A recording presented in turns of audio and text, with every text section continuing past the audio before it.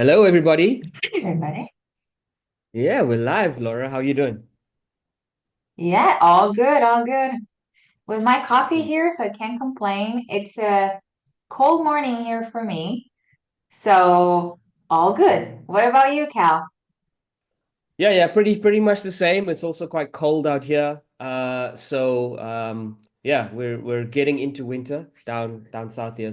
But I'm excited to be here. So Laura, why don't you go ahead and welcome everybody and tell us why we're here. Tell us what's gonna happen today. Yeah, sure. So everybody, welcome to our webinar, Overcoming Data Overload, Streamline Decision Making with Time Doctor Dashboards. We're very glad that you could make it here today. So yeah, we have a lot of things to cover in today's session, and I'm sure that those things that we're going to share today, they're going to help you get the most out of your Time Doctor account. However, before we dive in, let's reintroduce ourselves a little bit. I'm Laura. I'm the client success lead for the West team. I'm based in Cordoba, Argentina. And today, my co host is Calvin. Hey everybody, it's good to have you with us. My name's Calvin. I'm the client success lead for the East on the other side of the world, and I'm based in Worcester, South Africa, and it's nice to have you with us today. Awesome. Awesome. So, let me give you a quick peek of what we're going to talk today. First off, we're going to tackle one of the biggest challenges in modern workplace, data overload. Next, we're going to show you how the different Time Doctor dashboards can enhance your operations and strategic planning.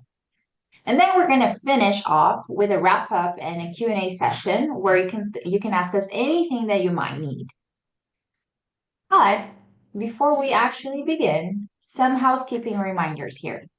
Um, just as a heads up, we've muted everybody's microphones, so this way we can keep things running smoothly. And if you have any questions during today's session, feel free to pop your questions into the Q&A section on the right side of your screen. We're going to tackle all of your questions or the questions that we can tackle because of timing during your Q&A section. You don't need to take down notes. We're recording this webinar, so we will be able to send this out to you afterwards. So now you can just, kick back, relax, and just enjoy and soak up all of the information from today. So yeah, however, Hal has something to ask us. Sure, fantastic. Thank you, Laura. So I have a quick random poll, just to break the ice a little bit. It's going to pop up on your screens. And the question is simply, how useful is your workforce data for your company's decision making? Right? So a couple of answers we have there, crystal clear, as in it's there and you use it to guide your key decisions every week. The second option is somewhat helpful, like there are insight, but it still feels like a puzzle. The third one is we're drowning in it. There's way too much data, and we can't really see the story. Or the fourth one is, and maybe there are some of you here today, was like, what are you talking about? We don't know about the data. So we'll give you a couple of seconds just to answer that.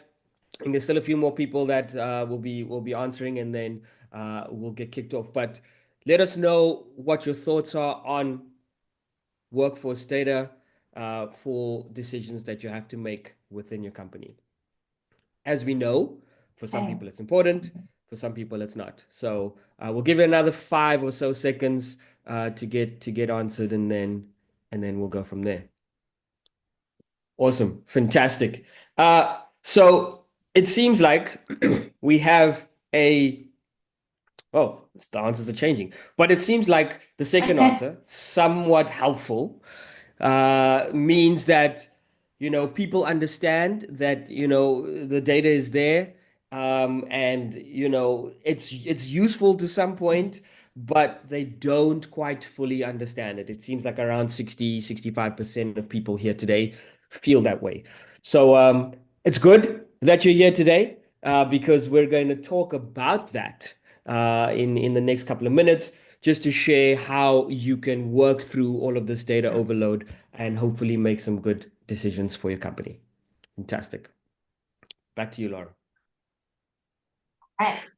Okay, guys. So for the next few minutes, we're going to talk about something that is impacting leaders across every industry.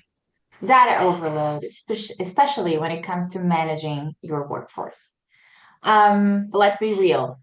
Your dashboards are full. Your inbox is overflowing with reports, and every meeting seems to bring a new set of KPIs, right? The big question though is how do you lead when you're buried in data? Right now, the average leader is, yes, thank you, Cal. The average leader is exposed to more data in a single day than ever before.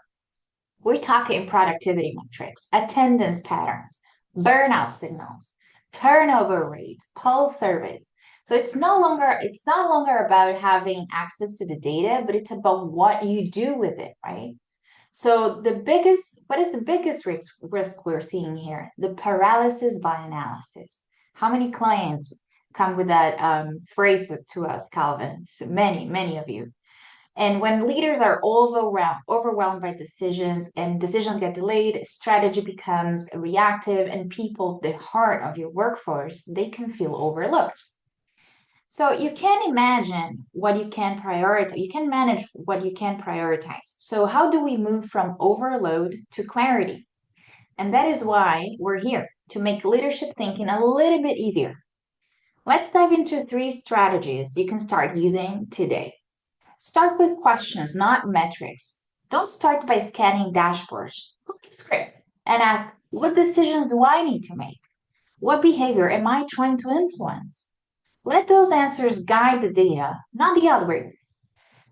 Now, prioritize a few impactful metrics. You don't need 40 KPIs. You need 4 that actually move the needle. Look for metrics directly tied to outcomes, like schedule effectiveness in customer facing teams, work life balance in high turnover departments, real productivity, not just hours logged. Turn insight then into action. Data isn't the final step, action is. Assign owners, set timelines, define next steps. Use your data to drive momentum, not just measurement.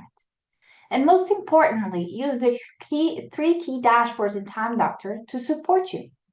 They give you the big picture. They help you spot trends quickly, and they let you dive deeper with reports when you need them. Because when you have clarity, you lead with confidence, not confusion. Cal, over to you. Awesome, Laura. Thank you so much. And I really like that one that you mentioned in the beginning. Start with questions, not metrics. I think in today's world of data and metrics and insights, sometimes as leaders, we get to the point where we're just overflowing with this data and we want to jump straight to that. So thank you for sharing that. So let's explore Time Doctor's dashboards. And that's basically the solution that we have today. We have 3 dashboards that we're going to cover today. One is the user dashboard, which you'll see on the slide right in front of you. I'll dive into that in detail in a second. The team dashboard, as well as the executive dashboard.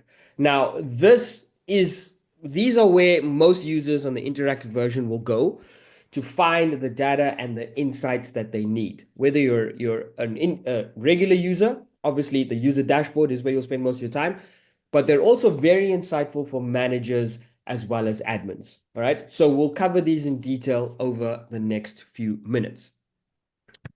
So the first one is obviously the user dashboard. And this is just a quick overview, and then I'll take you live into the dashboard where we can look at it a bit deeper. But the user dashboard, as I mentioned in the beginning, is mainly aimed at the individual team members, right? Or their direct managers. So for the individual team member, the regular user, is to help them to sort of find clarity in their work patterns. Okay. For managers, is to help them understand how they can better support their teammates, right? And here you'll get a detailed visual breakdown of the individual user's data. You'll be able to identify work patterns, productivity trends, as well as in the case of a manager, like I said, be able to understand how you can coach and be supportive with objective insights. Right? There's a couple of ways that it can be viewed, and I'll show that in a second. But let's talk about those 3. What problems does it solve? Basically, visibility into daily habits and task focus, supports onboarding and coaching, We'll touch on a scenario in a second on that. And then also it flags potential productivity or well-being issues early before it leads to burnout. I'll also go through in detail the key widgets that you'll use daily, which you see there, and we'll dive into it. So let us take a closer look. All right. So first up, what you see on the user dashboard, as I mentioned, there's different ways of viewing it, right? You can view it for today, you can view it for yesterday, you can view it for the past 7 days, the past 30 days, or even any particular date range. If you want to view the past quarter, the past 6 months, whatever it is, you can have a look on this individual dashboard. So as a manager, you can come in here and you can view an individual user dashboard if you want to identify any particular trends, or you're just interested in finding out a couple of things. You're also able to view and understand time tracked and the tracking method. So time tracked, total amount of time tracked, and then the tracking method. Like, has the time been tracked to breaks? Has the time been tracked to mobile time? Has the time been tracked to manual time or edited time? So that's what you'll see.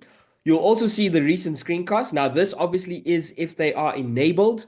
You'll see them on here, and that's the recent screencasts for that particular day or for that particular period, right? Then you'll be able to see a timeline. So if you go to the 7 days view, you'll be able to see a more detailed timeline. But if you're looking at today, it still shows you the current timeline. And obviously on the interactive version, if you hover over that, you'll be able to see the task that was at hand during that particular time. As we scroll down a little bit, you will find a few more details. So things like top used websites and applications. So this is where you want to see, if I'm looking at it for myself as a regular user, am I spending time on the right websites and applications, right? As a manager, you can come in and see, same thing, is your team member spending time on the correct websites and applications? In other words, those that have been rated productively. Also, a great way for you to see if you find a website that keeps falling on, unproductive side, or websites and applications that are unproductive and it's a high percentage, you can have an opportunity to dig a little bit deeper and find out maybe there is something that has been missed in terms of the productivity rating. So great insights that you can find from there. And from where you are, you can dive directly into each individual report, websites and apps, timeline reports, screencasts from the dashboard as well. And then lastly, you can see obviously your top projects and your top tasks and where that time is going to. So this is obviously on the daily view.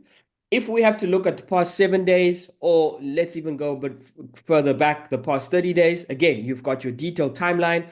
You can load more there. It still shows you, the time that it's been tracked. You've got your sort of trends graph, so you can kind of see average hours worked, etc. for that period. You've also got your activity graph, so your idle minutes. If you kind of see a specific day when it's particularly higher, you can kind of view that a little bit differently. And then, like I mentioned earlier, productivity graph. So this just basically, again, just shows you productivity in a different way per day and throughout the period that you're looking at. Once again, you'll see your top used websites and applications and your top projects. And this is a great way if you want to just dive deeper into analyzing an individual's website. Okay. Sorry, not website, How individual's dashboard. Yes. how one thing that I really like about dashboards is that you can, if you're more like a if you if you tend to be a more visual person, I love the fact that you can download the dashboards and you actually see the colors, the graphics and trends. So that is very helpful if you're not into, or if you're tired to look at raw data reports and yeah. So Yeah, feel free guys to download all the dashboards 100%. from the download page. Yep. 100%. Yeah. Just click on the export button and choose which one you want. All right, fantastic. Thank you for pointing that out as well, Laura. I appreciate that. So let's take a look at a couple of scenarios, right?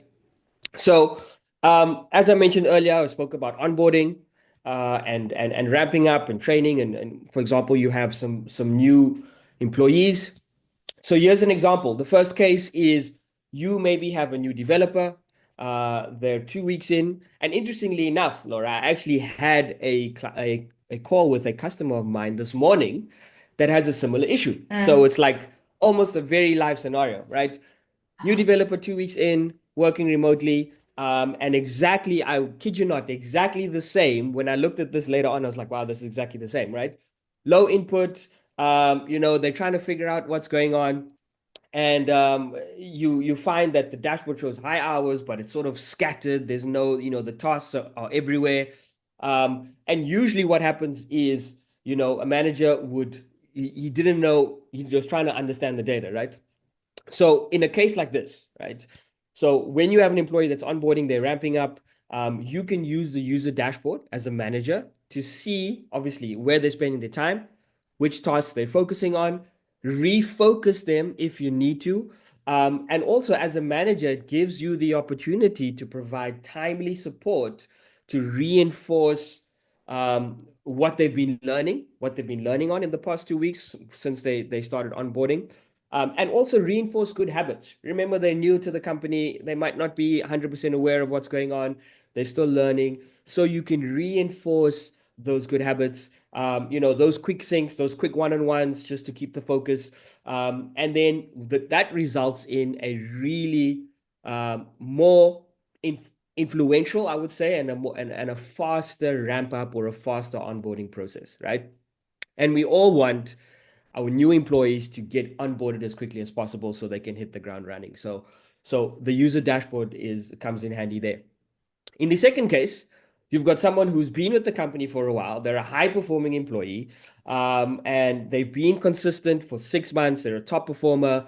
And then all of a sudden, you see a 30% drop in hours over 3 days. So all of a sudden, they start logging fewer hours. And how you can discover this is, the dashboard can allow you as a manager to quickly identify the change, right? Because now you've seen the screenshots show idle periods, incomplete tasks. There's a lot of interruptions, lack of progress, start stop a lot, logging in at weird hours, those kind of things. And how you can obviously adjust with this is you can review the most recent check-in supportively. You can also then check to see maybe it might be a personal issue, right? Like you mentioned, Laura, ask the questions first before using the data Mm. to fight the battle, if you want to call it that. Maybe something has come into their life recently that's shifted their focus, right? And you can Absolutely.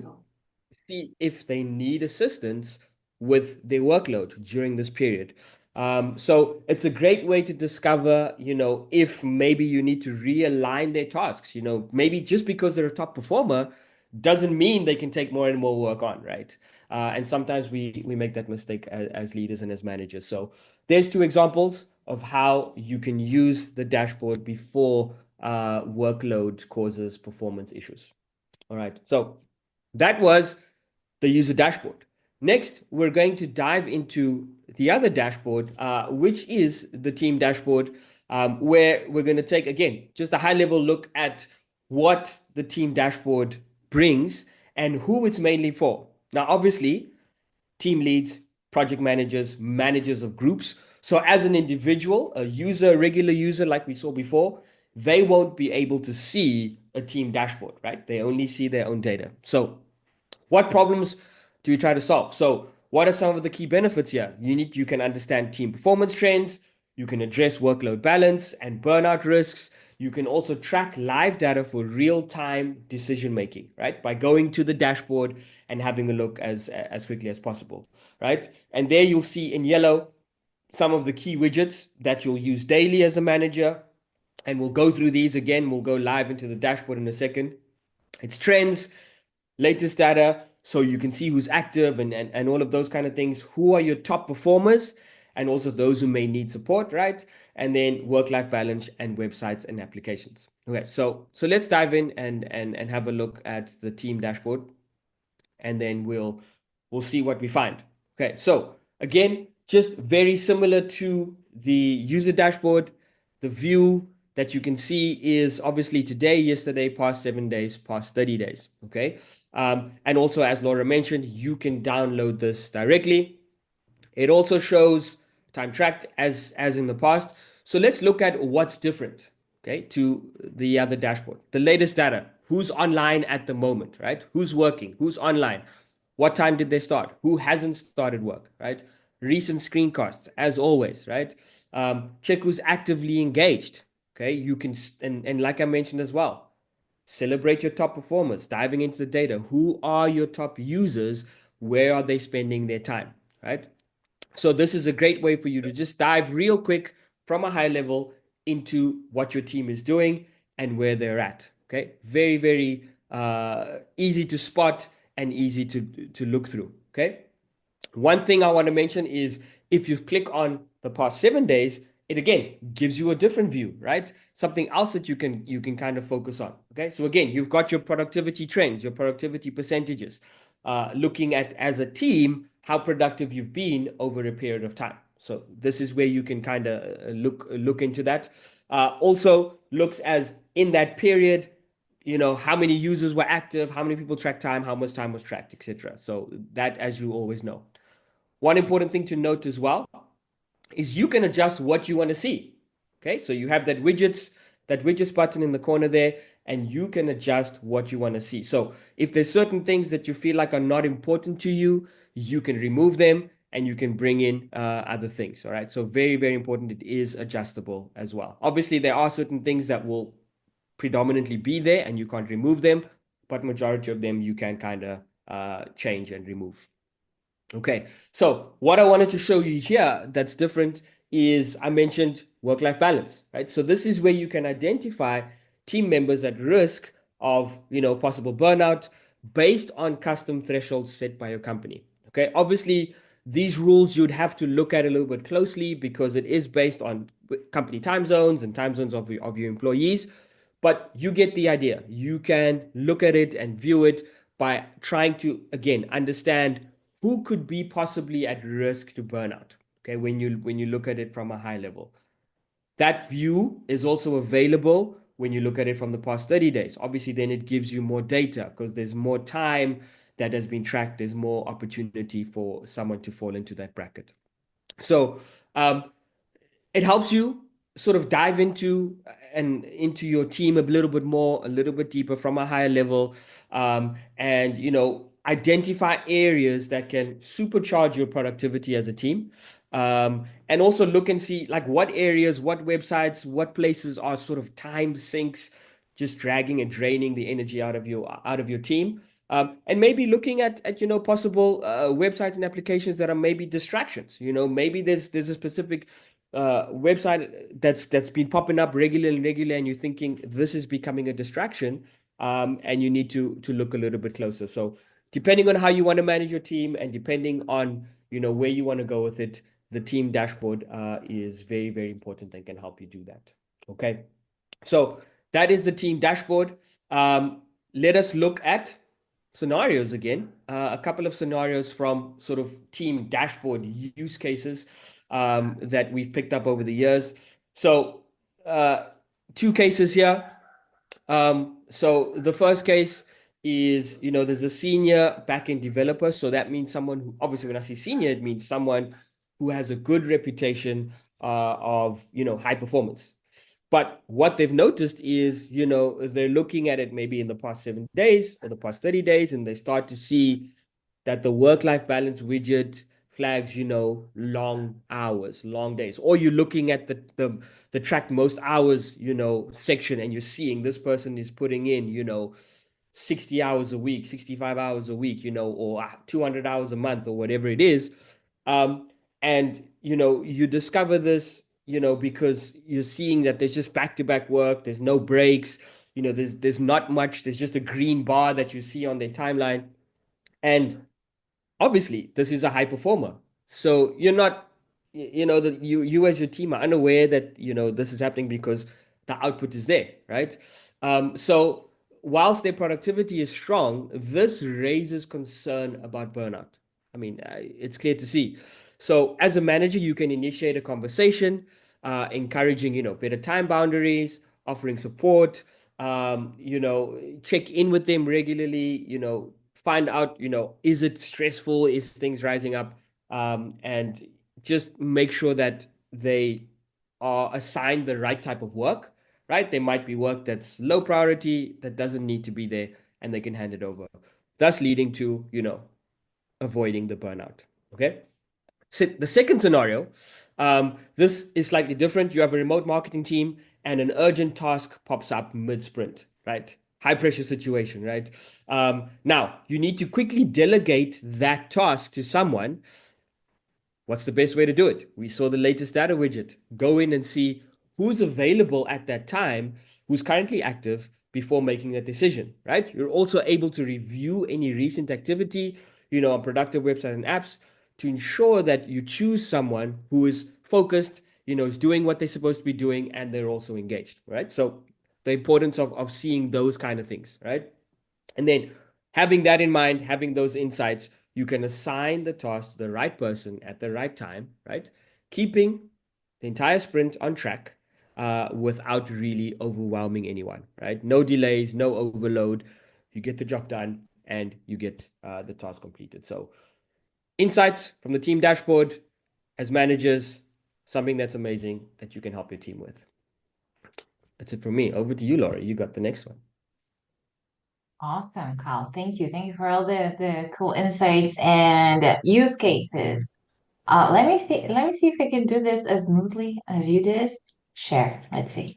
It's always a little bit. There we go. Let me do. Okay.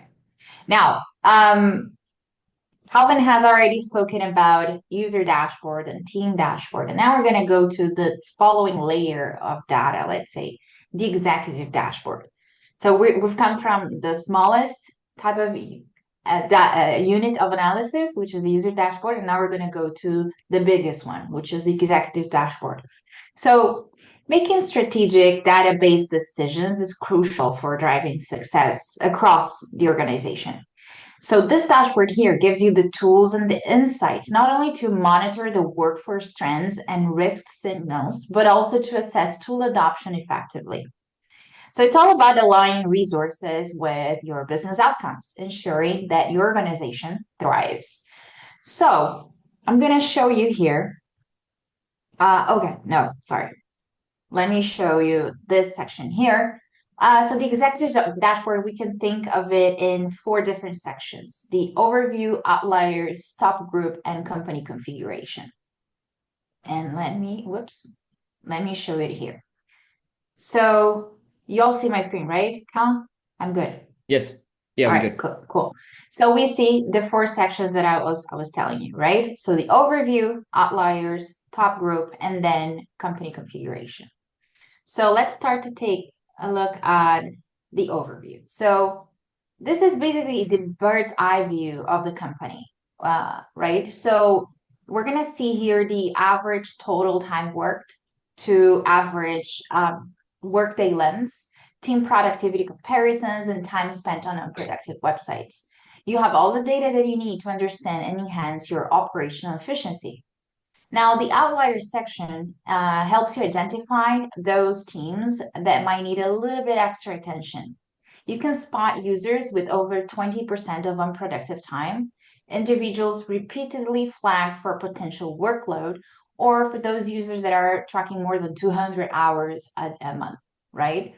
Early identification helps you in a proactive management and ensuring long-term employee well-being. The top group section, let me scroll down a little bit. The top group section, this will show you a comparison between departments based on hours tracked, time spent on productive websites and non-productive websites as well, attendance issues, work-life balance issues. The work-life balance issues is exclusive to the executive view, right? So these comparisons allow for informed decisions and action plans to address areas needing improvement.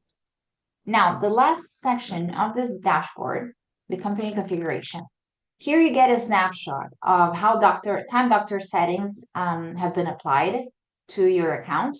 So you see, for example, things with permissions, right? As users with blur screencast or users with screencast enabled for them. And then, these can be considered like compliance settings. that can fit your organization goals and requirements, right? So let me go back to my presentation and let me show you here some use cases. Um, we have seen that what our clients have given to this executive dashboard. So imagine that you're reviewing the outlier widget and you find several employees clocking over 200 hours per month. So at first sight, you might think, oh, this is great, right? However, as Calvin also mentioned earlier, this pattern can raise sustainability and compliance concerns. So you can engage your HR team and team leads to create a better workload balance to foster a much healthier work culture. Another case is when you take a look at the top group widget during your quarterly planning, for instance, and you may notice that in our case, it was a data team that was exhibiting a little bit of lower productivity in terms of time tracked and higher time spent on unproductive websites. So instead of reducing resources, this insight provides an opportunity to address tool effectiveness and training gaps. So implementing workflow, coaching, and clearer KPIs can realign the team to the strategic goals of your company. So now, if you're in a leadership role or just curious about gaining deeper organizational insights, the executive dashboard is one of the premium features of Time Doctor, and we're here to assist you. So as we wrap up, you'll see a quick poll on your screen. So if you're in the basic or standard plan and you want to explore how these insights could support your operations, just click yes. That's all it takes. Our internal teams will reach out to you to guide you through the process to showcase and also showcase the kind of impact that you can make in your leadership journey. So yeah, I think this is it. We've come to the wrap up and Q&A sessions. Let me see if we have Yeah. some questions from our audience. Okay, so we have a lot of people Yeah. that are still, yeah, Yeah. okay, There they're is still one responding. question in yeah, there is one question. Actually there's two now. There is one question from Maya, which in the actual, the chat, which I'll answer. It's not necessarily Mhm. directly linked to what we spoke about today, but it's a great question. She says, how to fully understand the term unusually high keystrokes, right? So that would be with our unusual activity report. We've had a couple of webinars in the past with regards to this. But it's anything that you would deem, peculiar or out of the ordinary that's not necessarily reflective of a human person's, right, activity. It could be some software or some hardware that's been used to simulate this. So that's what we would term unusually high keystrokes. But also there are some varying degrees with that. It could be depending on the role and the employee's job. But if you want to understand that a bit deeper, if you have a customer success manager, you can reach out to your customer success manager, and they can discuss that further, or reach out to our support team, and we can give you some further insights with regards to that. Um, and Super. then, yeah, Achana Ramesh mentions they don't see the executive dashboard in the account. If you don't see the executive dashboard in your account, as Laura was mentioning there towards the end, it means the executive dashboard is on our premium plan. So it is a premium feature. So if you would want to get into understanding the executive dashboard or seeing more, in the poll, it asks, if you'd like to activate a trial period to test it out, then please do that, Achana, and you'd be able to have a look at that. So if you're not seeing it, just a reminder, it's because you're not on the premium plan at the moment. We have Okay. another question here. What screen shows the key strip? So yeah, that's another feature that is included in our premium plan. We see here unusual activity report. So that is within the unusual activity report. If you want to know more about this, you can let us know here on the poll so that one of our team members will reach out to you. Schlosser, I'm not sure what your name is, but they will reach out and tell you a little bit more about the unusual activity report and what exactly, high keystrokes, high mouse movements, what they mean basically for time. Yeah. All right. Yeah, Laura, I see there's a couple of questions in the Q&A. Um, Mm-hmm. so I think the first one is from Harvey, mentions his human resource person does the payroll on ADP, but you never see them doing this in time doctor. Any idea why? So there could be a couple of answers to this, Harvey. It could be that maybe they either they aren't aware of the ADP integration that we have in the payroll, or maybe they're not aware of how to use it, right? So if you can, again, if you have a customer success manager, and please reach out to them, and they can explain that to you, or set up some time to go through that with you, or just reach out to our support team, which is support@timedoctor.com, and they'll be able to give you some insights into that and how to make sure that you're using ADP via payroll. Can we have a payroll? Yeah. Can I explore the data I'm seeing in more depth through the dashboards? Um, it's an interesting question. Yes, the data is there. I think, Um, yeah. I think, I I guess think it it, means by yeah, clicking, right, the hyperlinks, all of the dashboards, they have different widgets. yeah, So if you want to explore more about that, you can just click the hyperlink that will take you to the original report where we got that data from in order to build the dashboards. yeah. Awesome. Yeah, Laura's you're gonna send that answer to Achana. So I think there's some other questions in the actual chat. Can we do a payroll webinar someday? I believe we have done a payroll webinar late last year. I think it's available on our YouTube channel at the moment. One about payroll there. But yeah, we're available as a team, as a customer success team, as a support team to obviously answer your questions on payroll and maybe take you on a walkthrough. So please feel free to reach out to us as well. We also have a live chat box in your dashboard. So if you want to live chat directly from your dashboard on your Time Doctor dashboard, you can also chat to someone there. Um, Laura, there's a couple of other questions in the chat. Yeah, I think I've answered. Some people were asking if how our teams will contact them so they can contact you via email, or if you'd like to receive a phone call, just leave a phone call, leave a phone number here so that they can contact you. In Yeah, case you yeah. didn't, Awesome. I'm not sure about the registration. If we asked for a phone number, I think no, we don't ask. But if you want to, you Yeah. can just leave your number here and we'll make sure our teams contact you. Mhm. Yeah, and I mean, thanks. Our team that's in the chat is actually, I think it was Yolande who asked about the payroll webinar. That link is there. I see you've seen it as well. So that is the link to the payroll webinar, right? Um, right. And let's see if there's anyone. Yeah. So here's another one from Shields. How accurate is the unusual activity report? There were some users tagged with high keyboard strokes, but looking at the screencast captured. Yeah. So.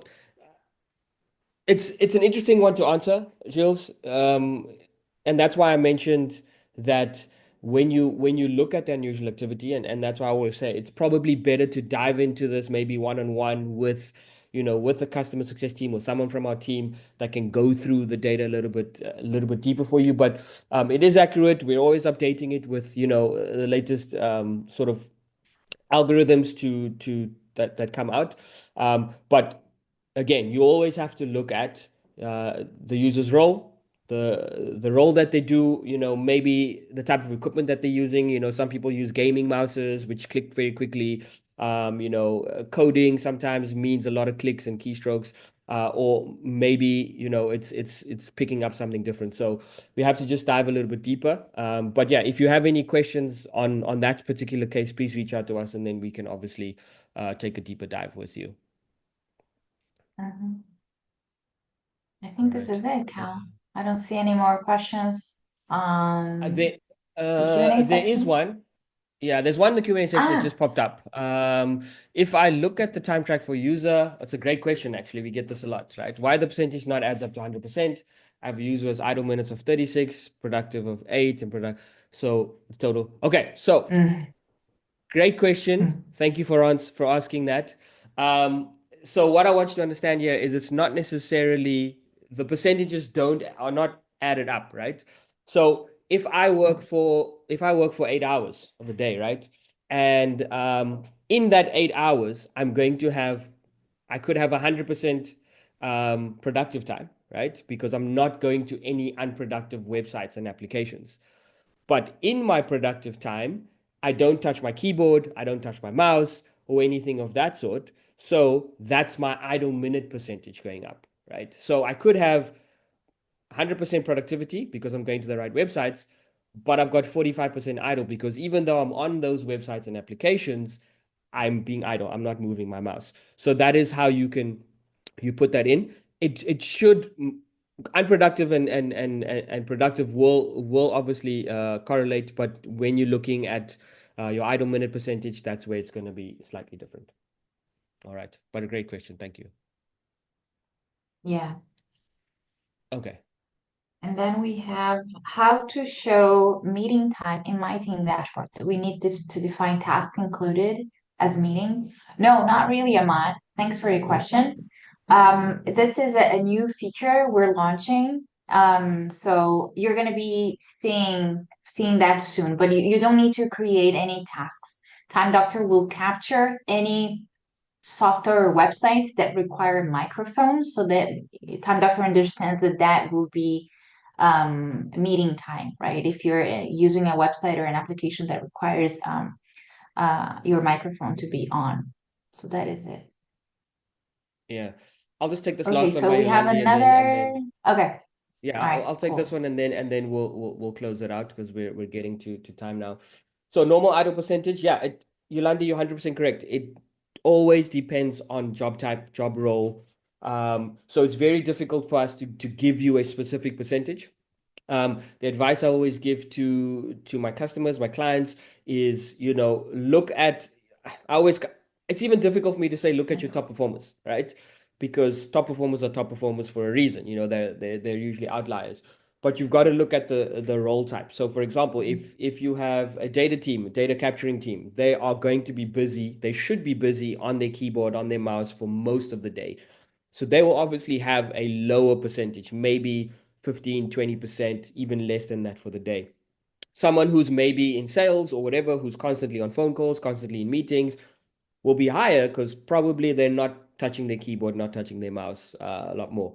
Managers obviously will have a higher percentage because they should be analyzing things, um, checking in with their team members and those kind of things. So those are things you need to look at. So it's very difficult to give you a specific number. You have to look at your whole organization as a whole and what each person does to get to that. Yeah, one thing, Kyle, that I also like to add to what you say is that remember, we're humans, mental processes happen when we're reading or when we're in a meeting room. Not necessarily I am, interacting with my computer right now.